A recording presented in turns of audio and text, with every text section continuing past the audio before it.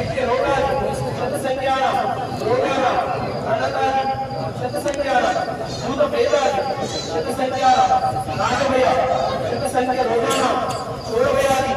व्याजादीनां नाशनाथ स्वाक इत्त श्लेष्म तपोदोगल उन्मत्त उन्माद नानानम व्याधीनां योनि